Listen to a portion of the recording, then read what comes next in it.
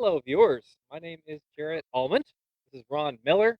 We also have Ashley Rollins working the camera. All three of us are PGA professionals here at the Hills Country Club.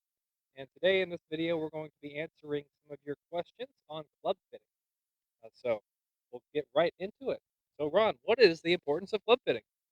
Well, obviously, the importance of club fitting is having a club in your hands, number one, that you feel confident with and works efficiently for you. Allows you to hit the best shots, the longest shots, the straightest shots, and it just makes you feel better to know that you've got something in your hands that's going to be the correct thing for you. Excellent.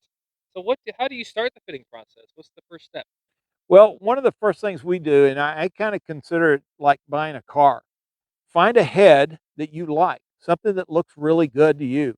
You put it down, you look at it, it has a nice feel to it. That's the first thing we're going to do. Once we select that head, the next thing we're going to do is we're going to try to select the shaft. Now, I always consider the shaft they're hitting right now and then try to make a recommendation after seeing them hit a few balls in warm up to whether or not I want to lighten the shaft or go heavier with the shaft or what. In most cases, and industry wide right now, we're seeing most fitters going to much lighter shafts for their players. This, I think, is very, very important because it allows them to swing the club faster and have more control over it.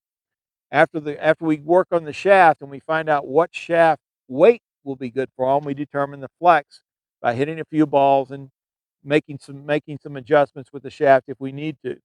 The last thing I always look at in fitting is the grip and the size of the grip.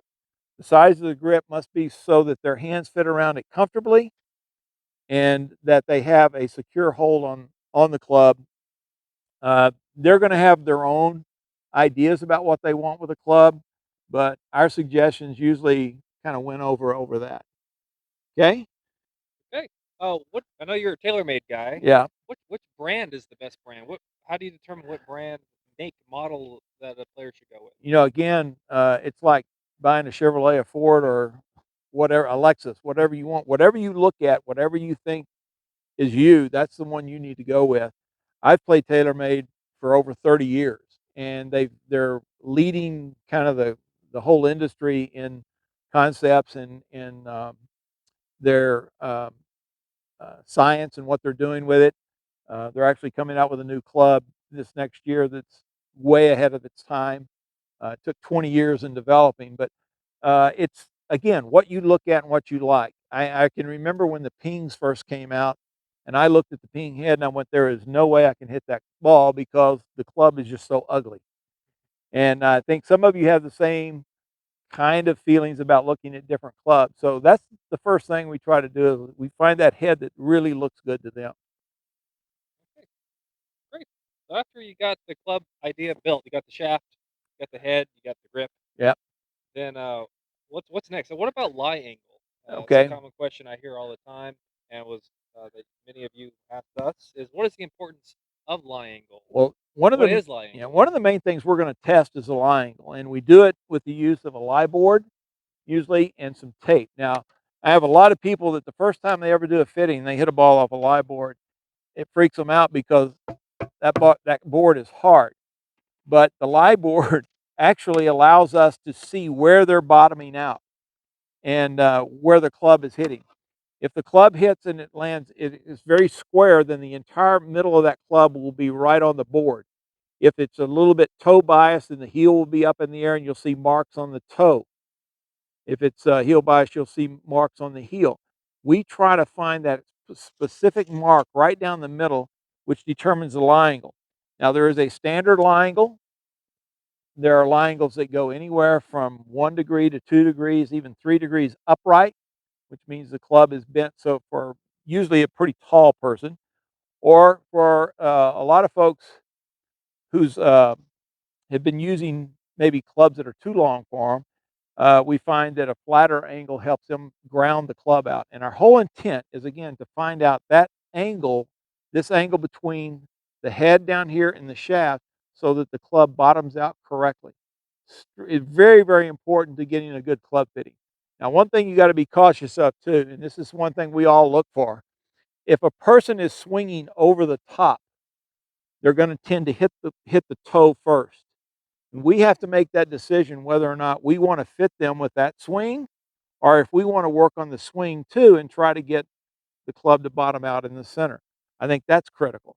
Um, Someone swinging over the top again is going to be toe bias. If we think, look, you're hitting the ball on the, or the toe of the club is hitting the ground first, we've got to do something about that. And I think I can help you with some swing information and try to get them. I may try to do that right then if I think I can, but just explain to them that we have the ability to adjust these lie angles later on if we want to. So if I said, look, we're going to get rid of this, we may go to a flatter lie angle, um, even though we're hitting maybe the heel first or the toe first. So we're going to go to a different angle to get you to hit the ball better, and we may even use a lesson or two to get to that. Great.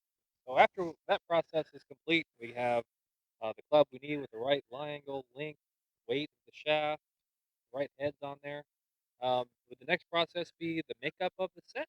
Obviously, Yeah. you want to determine each individual may have their own way of getting sets made up. My set for the last probably 15 years has been 4 iron through pitching wedge, gap wedge, sand wedge, lob wedge. Okay, in a lot of That tends cases, to be the most common right now yeah. as well. With and especially with men now, some of the lady sets I'm seeing are they only go through maybe a 7 iron, and then they go to a 6 hybrid, a 5 hybrid, and a 4 hybrid, Why would and they then go to hybrids instead of the irons?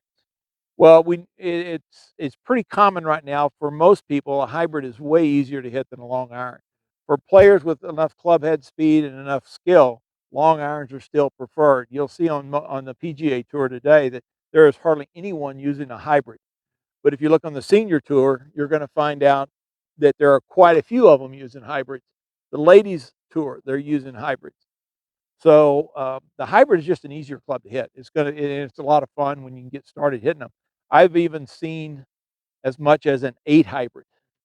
I know one lady that carries a 9 iron, a pitching wedge, a sand wedge, a lob wedge, and she goes 8 hybrid, 6 hybrid, 4 hybrid, and she fills in those gaps. Now the important thing is just that: fill in the gaps. Find the distances that you're not hitting the ball, and if you're not hitting it well with a 6 iron, try a 6 hybrid. It may be all the difference in the world. The hybrids are going to shoot the ball up a little higher. They're a little easier to hit. You don't have to worry about taking the big divot, hitting down on it too much. So everything is going to work out a lot better with the hybrids in the bag, and then we go into fairway woods after that. I always suggest for slower swing speeds, like some of the senior players and a lot of the ladies I work with, that we don't get a 3 wood, we get a 5 wood. A 5 wood's got a little more loft on it, gets the ball up in the air better, and for most people, if they get the ball in the air a little bit better, it's going to go a little bit further. I mean, I always remind folks that which has more friction, the air or the ground. So if you're hitting a low 3 wood and it's rolling along the ground, is that getting more friction than a 5 wood that you hit up in the air further? So the 5 wood, obviously, the air is going to it lets the ball carry a little bit further. For Okay. those that may not have fast swing speeds Yeah, and are slower speeds, don't hit it very far, you probably don't need as many clubs in the bag either. that's true. Right? So if you only have 5 yards in between your gloves, then you may skip iron, go from 9 to a 7 iron to a 5 iron, Correct. 5 iron. I like that idea. Yeah. Well, great. Anything else you want to add about the Well, process? after we get through the process of the irons and say the hybrids and fairway woods, then we would probably work on the driver fitting.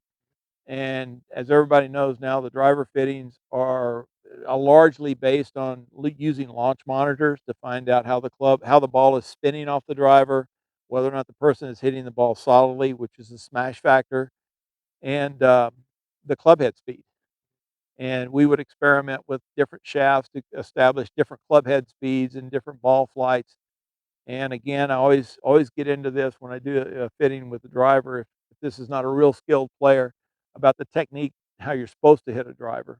So again, we try to help them out as we're doing it. We show them the different possibilities they have, and we put together a set for them. Order the set, get it in, get with them again, and test them and see what they're at. If they're having a little bit of problem with one, we may have a solution for that, or it may mean, again, like you said earlier, actually adding another club to fill a gap. So Fill in those gaps. that's the way we want to put together a good solid set of clubs for somebody that can really enjoy it. get the most out of it. Great. Yeah. Well, thank you, Ron. Thank you, Ashley. Thank Yes. you, everybody. And we'll be back with more on wedge fittings, putter fittings, and even the wood later on. So we'll see you soon.